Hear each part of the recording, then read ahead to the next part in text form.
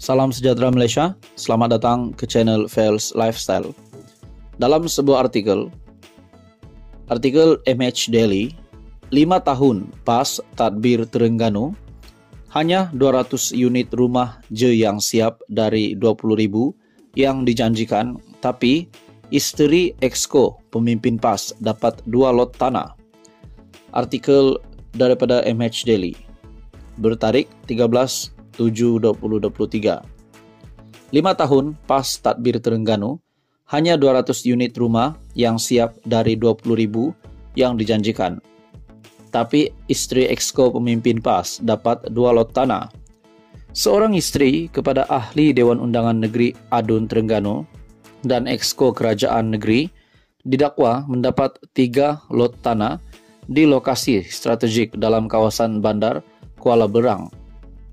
Terengganu Coverage mendedahkan wanita terbabit merupakan istri kepada seorang adun yang juga Exco Kerajaan Negeri.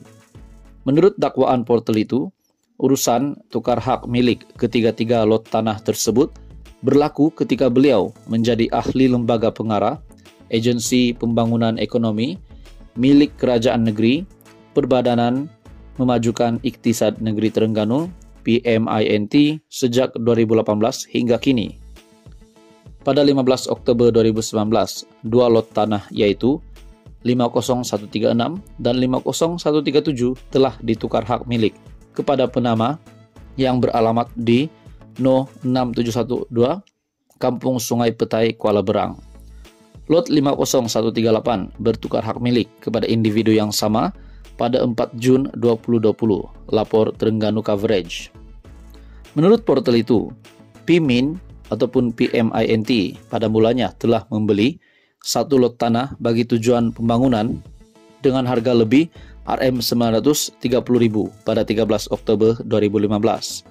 Jelasnya tanah di hadapan pejabat daerah Hulu Terengganu dan IPD Hulu Terengganu itu kemudiannya dipecahkan kepada 3 lot, yaitu 50136, 50137 dan 50138 pada tahun 2017 untuk pembangunan hartanah atau sewaan perniagaan. Seterusnya, PMINT mengeluarkan tawaran iklan Request for Proposal kepada pihak yang berminat untuk menyewa tanah yang terletak di Jalan Ajil, Kuala Berang itu pada Oktober 2018. Mengejutkan, penama ialah istri kepada yang juga Exco Kerajaan Negeri Terengganu. Lebih mengejutkan, adun berkenaan ialah ahli lembaga pengarah PMINT sejak 2018 hingga kini, katanya.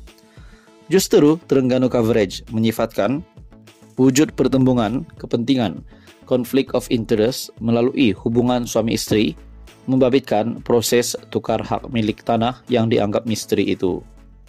Adakah wujud salah guna kuasa apabila tanah bernilai tinggi yang dibeli oleh PMINT kini bertukar milik kepada istri ahli lembaga pengarah PMINT?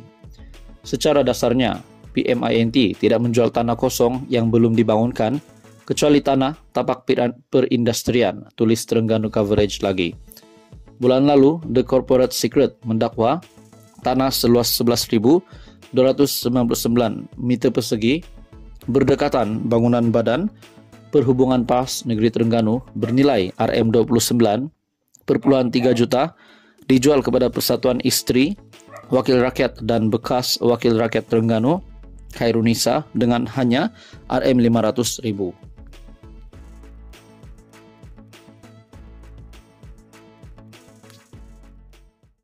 Salam sejahtera Malaysia. Selamat datang ke channel Fels Lifestyle. Info padu, info hangat disediakan di dalam channel ini. Tuan-tuan dan puan, dalam satu artikel berita ataupun sebuah blog daripada Syahbudin.com. Syahbudin kritis dan membina demi negara. Dalam sebuah blog yang bertajuk "Untuk elak turut jadi beban dalam pilihan raya negeri, ada baiknya PAS ketepikan saja Sanusi." Berita sepenuhnya, Sanusi oh Sanusi, apa nak jadi dengan hang ni? Selama ini ramai yang menganggap Menteri Besar Kedah Sanusi Muhammad Noor sebagai pemimpin yang berani, hebat dan begitu menghiburkan ketika berceramah. Ketika berceramah, ada saja lawak jenaka dan mereka yang ditibainya pun banyak dalam bentuk lawak jenaka juga. Tetapi, sesiapa yang mendengar ceramah beliau baru-baru ini, yang memperlekeh Sultan Selangor dalam isu perlantikan Amiruddin Syahri sebagai Menteri Besar pada tahun 2018 lalu, rata-ratanya kini mula mengubah pikiran mereka. Ucapan beliau yang memperlekeh Sultan Selangor itu adalah suatu kebiadaban yang melampau. Apalagi tindakannya membandingkan dengan Sultan Kedah, yang didakwanya lebih hebat, yang tidak mungkin melantik pemimpin Chokia seperti Amiruddin sebagai Menteri Besar. Apa hak Sanusi mempertikaikan Sultan Selangor, sedangkan kuasa melantik Menteri Besar adalah hak mutlak dan kebijaksanaan Baginda selaku negeri. Selain itu, dengan menyifatkan Amiruddin sebagai pemimpin tak cukup inci atau pendek, Sanusi juga secara nyata melakukan penghinaan atas sesuatu ciptaan Tuhan. Walaupun menarik balik kata-kata tak cukup inci itu, perbuatan Sanusi tetap tidak boleh diterima karena beliau adalah pemimpin negeri dan tidak seharusnya begitu celupar menghina bentuk tubuh seseorang bila bercakap di depan halayak yang terbuka. Sadarkah beliau, kalau mahu dikira tak cukup inci, siapa lebih tinggi antara Amiruddin dengan Tuan Ibrahim Tuan Man, timbalan Presiden PAS sendiri? Kenapa juga Sanusi hanya menarik balik kata-kata tak cukup inci yang ditujukan kepada Amiruddin saja, tetapi tidak menarik balik perlekehannya terhadap Sultan Selangor? Dalam ceramah beliau itu, sekurang-kurangnya ada 3 kesalahan telah dilakukan oleh Sanusi. Pertama, beliau secara terang-terang telah menyentuh isu berkaitan 3R, raja, kaum, dan agama. Secara tidak bertanggung jawab, biadab dan melampau. Kedua, menghina fisikal individu lain secara terbuka dan sengaja.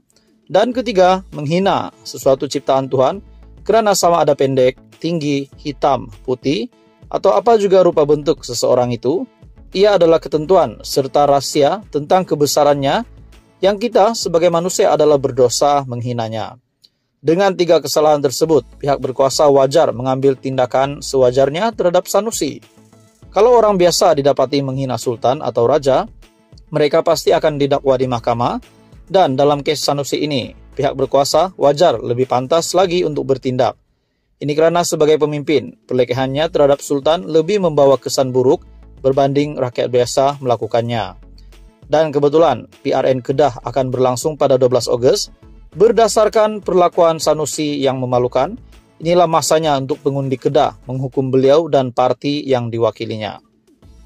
Kedah tidak memerlukan pemimpin seperti Sanusi, yang langsung tidak adab dan budi bahasa kepada Tuhan, raja, serta sesama manusia. Orang Kedah wajib berasa malu daripada terus berketuakan Sanusi memimpin negeri itu.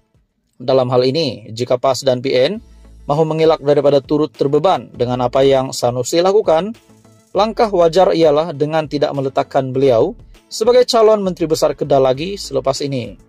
PAS dan PN demi nama baik Kedah dan nama mereka sendiri, sebagai parti yang menjajah nama Islam, hendaklah berani menggugurkan Sanusi dan meletakkan pemimpin lain sebagai penggantinya.